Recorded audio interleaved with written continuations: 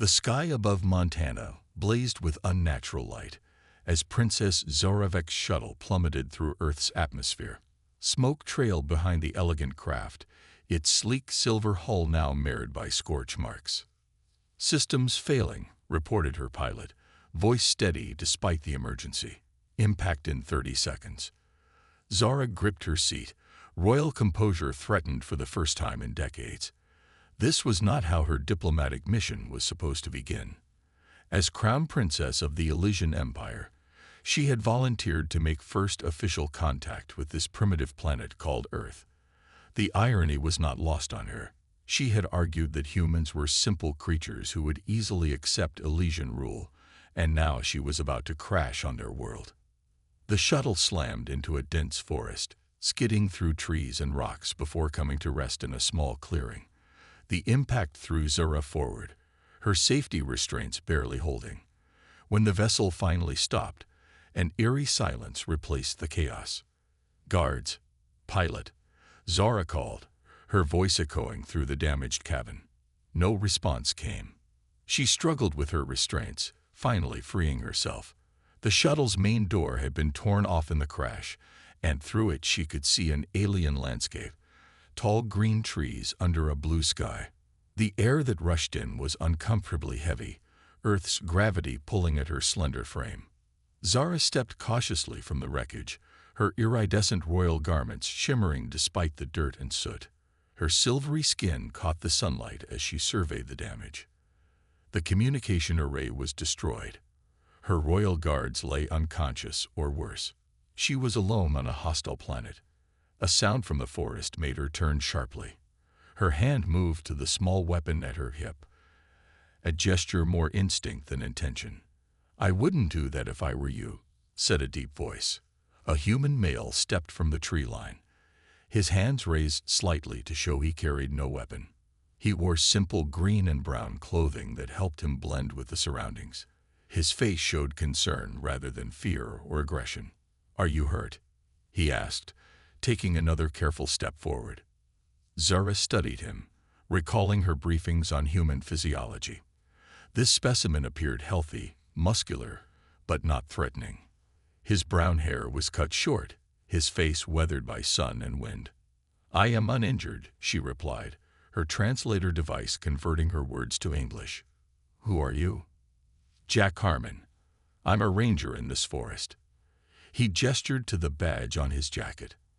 "I saw well, whatever this is, come down." Jack looked past her to the wreckage.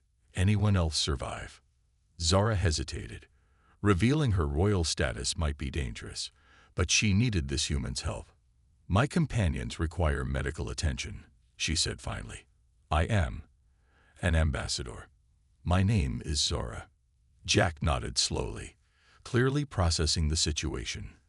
The strange craft, her unusual appearance, the implications of who or what she might be. "You're not from around here," he said simply. Despite herself, Zara felt her mouth curve in what humans would call a smile. "No, I am not." Jack stepped closer, examining the wreckage more carefully. "Your ship's not going anywhere soon. Nearest town is about 30 miles that way." He pointed east. "Communications don't work well in these mountains." "You're not afraid," Zara observed. Jack shrugged. "Seen enough in my time to know when to be afraid and when to be helpful." He studied her face. "Right now, you look like someone who needs help." Zara straightened her posture, royal pride flaring. "The Elysian Empire doesn't require." A groan from inside the shuttle interrupted her. One of her guards was waking. "Empire, huh?" Jack raised an eyebrow. Interesting choice of words. Their eyes met, both calculating, both uncertain, yet somehow drawn to understand the other. Neither realized it yet, but this unexpected meeting would change two worlds forever. The mountain trail stretched before Zara like an endless ribbon of dirt and rock. 3 hours into their journey, and her legs already ached from Earth's punishing gravity. She paused, leaning against a tree trunk, trying to mask her fatigue. Jack stopped several paces ahead, waiting patiently, After ensuring her injured guards were stable in a crashed shuttle, he had agreed to guide her to civilization. The nearest search and rescue team, he explained, would take days to reach the remote crash site. "We can rest if you need to," he offered, his voice neutral. "I'm fine," Zora insisted, pushing away from the tree. Her royal upbringing had taught her never to show weakness, especially not to potential subjects. Yet this human moved through the forest with such ease. While she struggled with each step, Jack handed her a water bottle. "Drink. The air's thinner up here than you might be used to." Zora accepted it reluctantly, the cool liquid soothing her parched throat. Earth water tasted strange, mineral-rich and raw, compared to the perfectly filtered water on Elysian ships. "Your world is intense," she admitted, handing back the bottle. Jack smiled slightly. "Most people just call it beautiful." They continued walking, the afternoon sun filtering through tall pine trees. Jack stopped suddenly, raising his hand in a signal to halt. He pointed silently to a clearing ahead. A large brown animal with massive shoulders and a humped back grazed peacefully. "Bison," Jack whispered. "We'll go around. They can be dangerous if startled." Zara reached for her scanner instinctively, then remembered it was broken in the crash. On her world, all wildlife was cataloged, controlled, often modified to serve Elysian needs. This untamed creature existing freely fascinated her. "Your planet has so much wildness," she whispered as they circled wide around the animal. "That's why I live out here," Jack replied. "After the war, I needed space from civilization." "You were a warrior?" Zara asked, suddenly more interested in her guide. Jack's face tightened. "Marine Special Forces. 8 years, 3 deployments.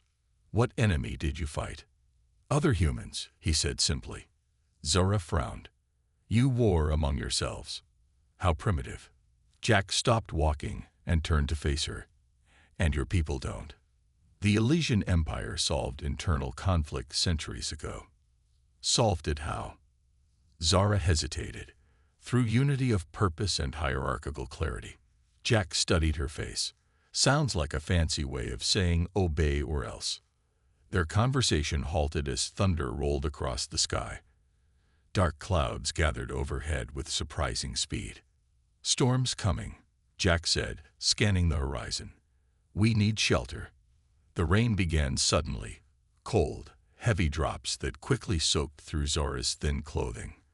Her body temperature dropped dangerously fast, her species not adapted for such conditions. Jack noticed her shivering. Without comment, he removed his jacket and draped it over her shoulders. "There's a ranger cabin about a mile ahead," he said, pointing through the trees. "We can wait out the storm there." By the time they reached the small wooden structure, Zara could barely walk. Her limbs felt stiff, her vision blurring at the edges. Jack practically carried her the final 100 yards. Inside the cabin, he quickly started a fire in the small stone fireplace. The flames cast dancing shadows on the walls of the simple one-room shelter. "Why help me?" Zara asked through chattering teeth. "Your governments would pay handsomely for an alien specimen." Jack handed her a worn blanket. "Maybe I'm not big on selling people to the government.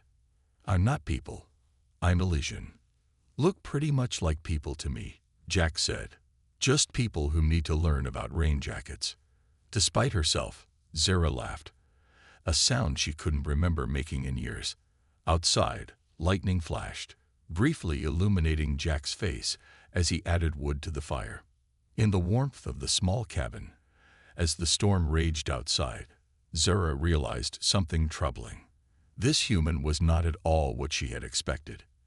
And that made her mission suddenly uncomfortably complicated. The small-town diner buzzed with morning conversation as Jack and Zara slipped into a corner booth. After 2 days of hiking, they had finally reached civilization. If the tiny mountain community of Pine Ridge could be called that.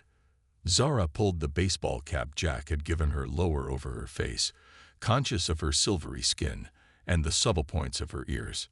"Just act normal," Jack whispered. Most folks around here mind their own business. A waitress approached, coffee pot in hand. Her name tag read Betty. "Morning, stranger," she said to Jack with a friendly smile. "You two aren't from around here." "Just passing through," Jack replied easily. "My friend here is from overseas. First time in the States."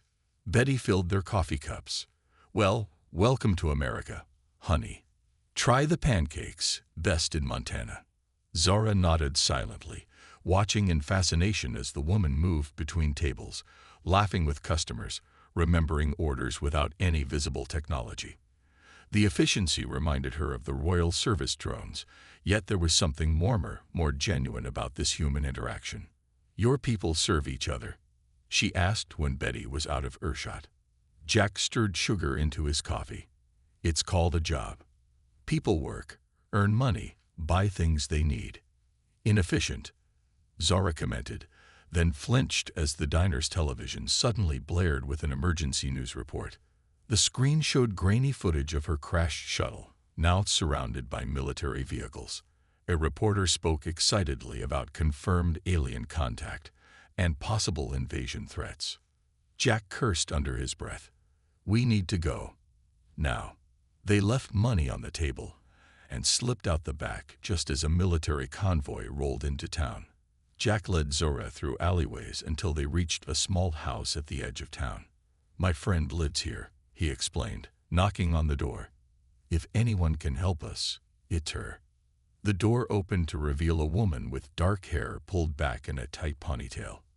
Her eyes widened at the sight of Zara, but she quickly pulled them both inside. "Jack Harmon," she said, crossing her arms. "I should have known you'd be involved when I heard about aliens in Montana." "Olivia Martinez," Jack introduced, former Army intelligence, now the local librarian. "Olivia, this is Zora." "Zaravek," the princess corrected, removing her cap with sudden dignity. "Crown Princess of the Elysian Empire." Olivia stared. "You brought an alien princess to my house. Are you insane?" "Probably," Jack admitted, "but we need help."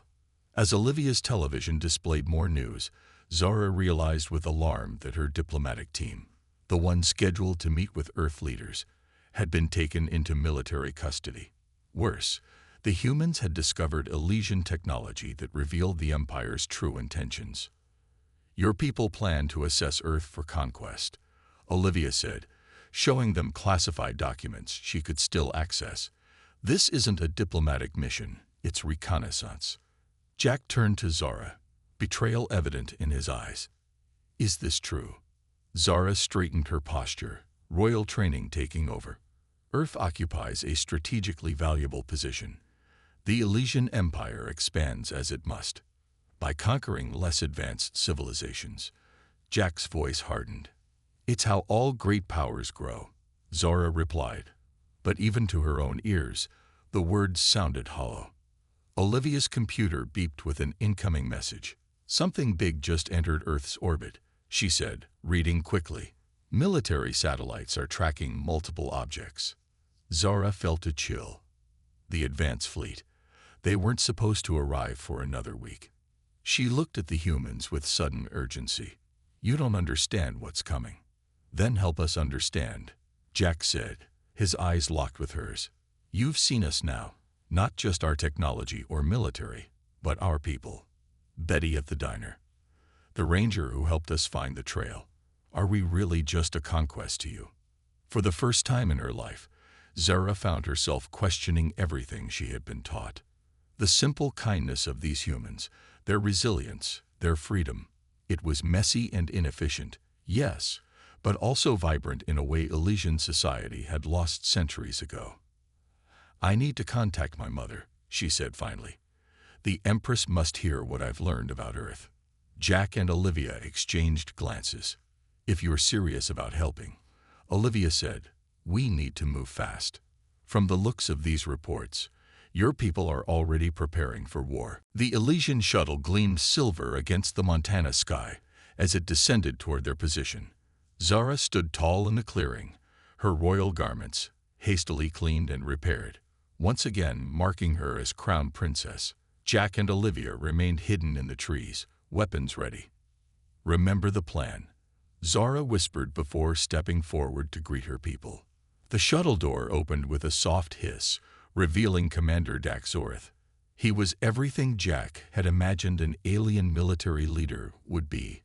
Tall, imposing, his uniform adorned with medals and insignia of rank. His face, though similar to Zara's with its silvery complexion, showed none of her warmth. "My princess," Dax bowed deeply.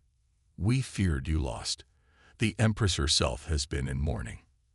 "As you can see, Commander, I am quite well," Zara replied, her voice taking on a coldness Jack had never heard from her. She had warned him. To convince the Elysians, she would need to become the royal they expected. "Your diplomatic team has been captured," Dax reported. "The humans proved more hostile than anticipated." "Not all humans," Zara corrected carefully. "I have gathered valuable intelligence during my time here." Dax guided her into the shuttle where 3 other Elysian officers waited. The door closed behind them. "The invasion fleet arrives in 3 days," Dax announced once they were airborne. "Your timing is fortunate, Princess. You will have the honor of witnessing Earth's submission firsthand." Zara maintained her royal mask, though inside she felt ill. 3 days. The Empress authorized a full invasion so quickly. "After the humans detained our diplomats, what choice remained?" Dax's expression softened as he took her hand. "I worried for you, Zara. When we are married next season, such dangerous missions will be beneath your station." Zara had almost forgotten her arranged marriage to Dax, a political union planned since childhood. She withdrew her hand subtly. "Tell me of the invasion plans," she requested, changing the subject. Dax showed her the tactical displays with evident pride. The Elysian battle plan was elegant and devastating. Earth's militaries would be disabled within hours, major governments neutralized within days. "Casualties?" Zara asked. "Minimal for an operation of this scale," Dax replied dismissively. "Perhaps 20 million humans. The rest will serve the Empire well enough." 20 million. The number echoed in Zara's mind as she nodded and pretended to study the plans. She memorized the key details to share with Jack and Olivia later, if she could escape Dax's watchful eye. The shuttle docked with the main Elysian vessel in Earth orbit, a massive warship hidden from Earth's primitive detection systems. As they stepped onto the command deck, officers bowed to their princess. "We've captured a human vessel attempting to scan our ship," an officer reported. "The prisoners await your judgment, Commander." Dax smiled thinly. "Excellent. Princess, would you care to observe? Your time among these creatures may provide insight into effective interrogation methods." Zara's heart froze as she entered the detention area. There, in the first cell, stood Jack, his face bruised but his eyes defiant. He had been captured trying to gather intelligence, just as they had feared might happen. Their eyes met briefly. Jack gave no sign of recognition, understanding the danger. "This one seems stronger than most," Dax observed. Perhaps a demonstration of Elysian methods would loosen his tongue. "No," Zora said quickly, then moderated her tone. "These creatures are primitive, but not entirely without use. I would study this specimen personally. Have him brought to my quarters under guard." Dax's eyes narrowed slightly. "As you wish, Princess, though I wonder what fascinates you about these humans." "Know your enemy, Commander," Zara replied smoothly. "Isn't that the first principle of conquest?" Later, as guards delivered Jack to her quarters, Zara maintained her cold royal demeanor until the door closed behind them. "They're planning to attack in 3 days," she whispered urgently. "Millions will die if we don't stop them." Jack's eyes met hers. "Then we better work fast, Princess." For a dangerous moment, with Dax's suspicions growing and Earth's fate hanging in balance, the impossible connection between them felt like the only certain thing in either of their worlds. The United Nations emergency session buzzed with panic and confusion. Representatives from every major nation argued loudly as satellite images of the Elysian warships appeared on the main screen. Outside, Citizens gathered in fearful crowds, their eyes turned skyward. Order. We must have order. The Secretary General's voice barely carried over the chaos. At the back of the chamber, Olivia slipped through a service door, guiding a hooded figure. They moved quickly through the corridors until reaching a small conference room where military and intelligence leaders from several nations waited. "This better be worth the risk, Martinez," said General Carlson, the highest-ranking American officer present. Olivia nodded to her companion, who lowered her hood. Gasps filled the room as Zara revealed herself. "Gentlemen, ladies," Zara began, her voice steady despite her fear. "I am Princess Zoravek of the Elysian Empire, and I am here to help you save your world." On the Elysian command ship, Jack Harmon worked quickly. Disguised in an Elysian uniform stolen during his escape from Zara's quarters, he moved through the lower decks, placing small devices at key junction points. The translation implant Zara had given him allowed him to understand the crew's conversations. "The princess has disappeared," one officer told another as they passed. "Commander Dax has ordered full lockdown." Jack ducked into a maintenance shaft. His military training helped him navigate the alien vessel, but time was running out. Zara had risked everything to return to Earth and address its leaders. If Dax discovered her betrayal, the invasion would begin immediately. Back at the UN, Zara displayed Elysian battle plans on a secure terminal. "Your conventional weapons cannot penetrate our shields," she explained, "but your nuclear arsenals could damage our ships.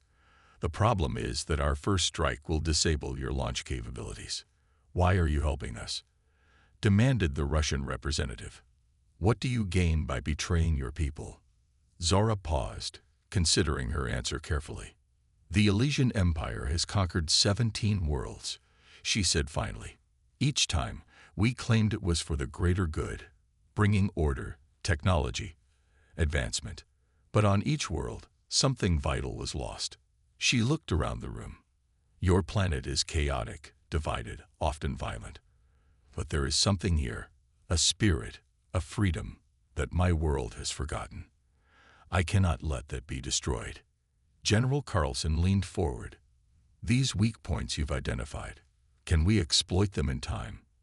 With proper coordination, yes, but you must work together." The Chinese general laughed bitterly. "Easier said than done. If you cannot unite now," Zara said sharply, "you deserve what comes next." Aboard the command ship, alarms suddenly blared. Jack froze, fearing discovery, then realized the alert wasn't about him. "The princess has been located," announced a voice over the ship's communication system. "She addresses the human leaders. Prepare for immediate offensive action." Jack activated his emergency communicator. "Olivia, they know. Get Zara out now." At the UN, chaos erupted as the message came through. Security personnel surrounded Zara protectively. "We need more time," General Carlson insisted. Zara shook her head. "There is no more time. Implement the defense plan immediately." As she was rushed from the building, Zara looked up at the sky. Somewhere up there, Dax was preparing his assault. And Jack, brave, remarkable Jack, was alone on an enemy vessel, trying to buy Earth precious minutes. "Get me a secure channel to the Elysian command ship," she ordered. "You can't be serious," Olivia protested. "They'll trace it instantly." "Exactly." Zora's eyes held fierce determination. "Dax wants me. If I offer myself in exchange for delaying the attack, he'll agree." "That's suicide," Olivia argued. "No," Zora replied quietly. "It's diplomacy. The oldest kind, a royal sacrifice for the greater good." As Earth's defensive systems activated worldwide, Zora prepared to make the hardest choice of her life. Jack was risking everything above. She could do no less below. The communication link opened, revealing Commander Dax's furious face on the screen. "Hello, Dax," Zara said calmly. "I believe we need to negotiate." The sky above New York blazed with energy as Elysian fighters engaged Earth's hastily prepared defenses. Blue-white beams cut through clouds, answered by experimental pulse weapons developed using Zora's intelligence. Buildings trembled, but held. In the Pentagon's underground command center, Olivia coordinated international forces with grim efficiency. Chinese defense grid is holding, she reported. European systems at 60%. We need to buy more time. General Carlson nodded grimly. And our two agents? Olivia's face tightened. No word from either. Aboard the Elysian flagship, Zora stood in the command chamber, her wrists bound with energy restraints. Commander Dax paced before her, rage barely contained beneath his disciplined exterior. Treason, he spat. The crown princess, betraying her people for primitive creatures who can barely reach their own moon. They're not what we thought, Dax, Zora replied calmly. They deserve the chance to develop on their own terms. Dax laughed coldly. You sound like the resistance, those fools who oppose the Empire's rightful expansion. He seized her arm.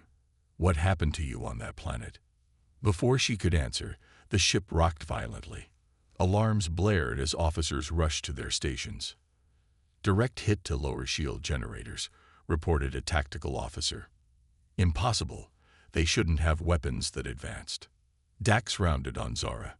What did you give them? A second explosion shook the vessel. This one from within. Somewhere below, Jack Harmon detonated another device. The human moved through smoke-filled corridors, his stolen uniform allowing him to blend with panicked crew members.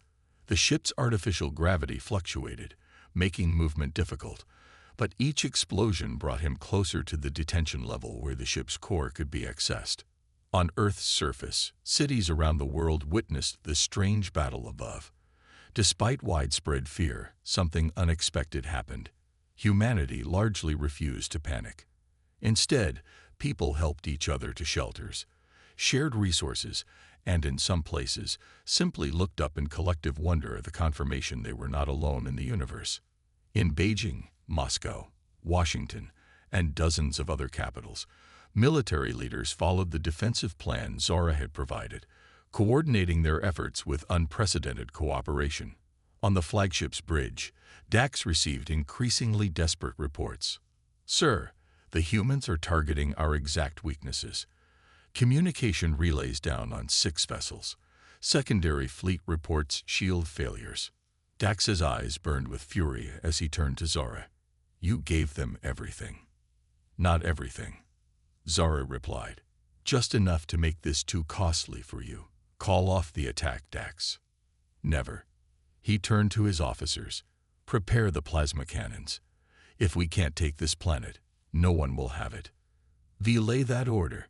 The commanding voice cut through the chaos. Officers froze as an elegant Elysian woman stepped onto the bridge, flanked by royal guards.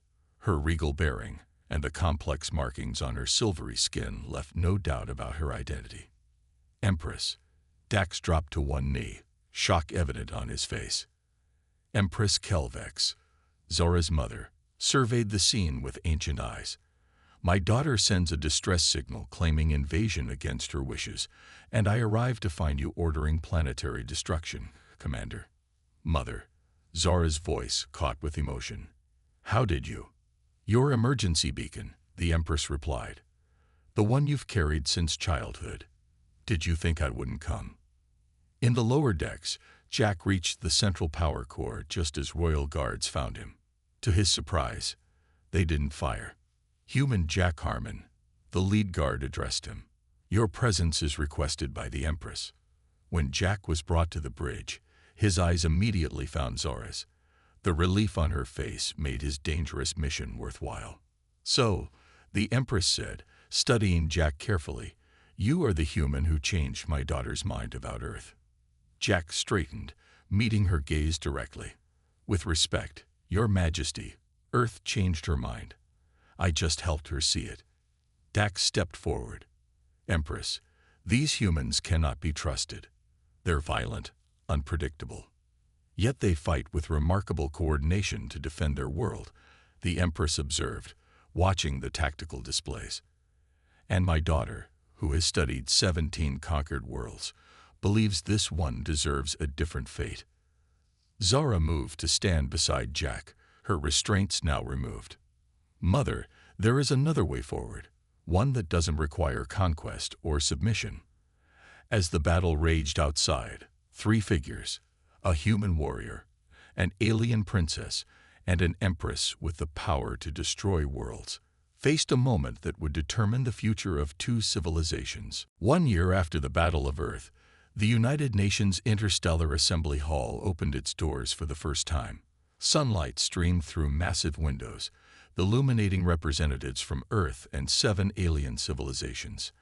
At the center of the hall stood an elegant table, designed by artists from both worlds. Half sleek Elysian crystal, half rich earth wood. Zara walked the perimeter, her new diplomatic uniform combining elements of Royal Elysian design with practical Earth aesthetics. She paused at the window overlooking New York, where Elysian technology had helped rebuild areas damaged during the brief conflict. Nervous, Jack appeared beside her, his formal military dress marking his new role as Earth's security liaison. A little, Zara admitted. Mother still believes I'm taking an unnecessary risk. Jack smiled. The Empress has come around more than you give her credit for. Indeed, Empress Kelvex had proven surprisingly adaptable once she witnessed Earth's potential firsthand. After Dax's failed coup attempt, his loyalist faction had been swiftly defeated by combined human Elysian forces. The Empress had personally proposed the new alliance. Dax himself now awaited trial on the Elysian homeworld for crimes against the Empire. His final desperate attack on the Palace of Light had failed, but not before revealing disturbing truths about Elysian society's decline. The delegates are arriving, Olivia announced, entering the room.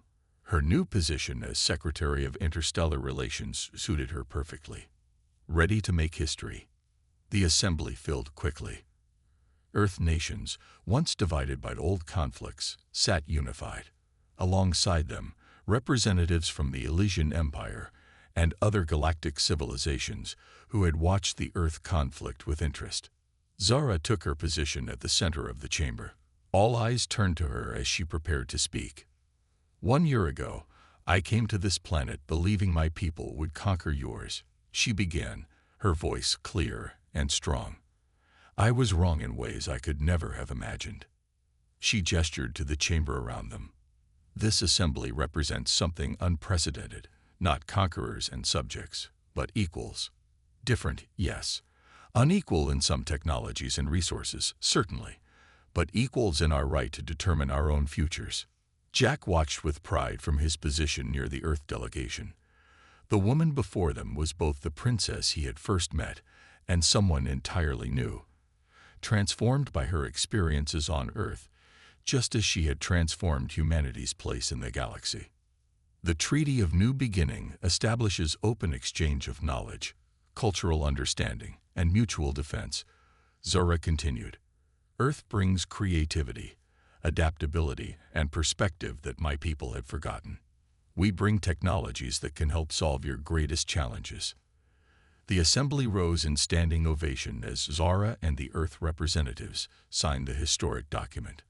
Outside, crowds watched on massive screens, cheering as a new era officially began. Later, as the formal reception began, Jack found Zara in a quiet corner of the garden terrace. Ambassador Zarevek, he said with a slight bow. Your speech was perfect. Zara smiled. I had a good teacher in understanding Earth's value. They stood in comfortable silence, watching the stars appear above the city. The council has approved my permanent posting to Earth, Zara said finally. Jack's expression brightened. That's excellent news. And the Empress has released me from my arranged marriage obligations, she added, her eyes meeting his. It seems royal protocol now allows for diplomatic unions with allied worlds. Jack stepped closer. Is that your diplomatic way of saying something, Princess? Zara laughed, freely, openly, in a way that would have been unimaginable to her before Earth. Perhaps I'm still learning your human directness. As the celebration continued inside, they stood together under Earth's moon and distant stars. Two people from worlds apart, whose chance meeting had created something entirely new. "We have so much work ahead," Zora said, looking toward the future. Jack took her hand. "Good thing we'll be doing it together." Above them, the first joint Elysian Earth vessel prepared for its maiden voyage to the stars, crewed by members of both worlds. Its name, displayed in both languages across its hull, captured the spirit of the moment and the promise of what was to come. Convergence, a princess, a warrior, two worlds forever changed.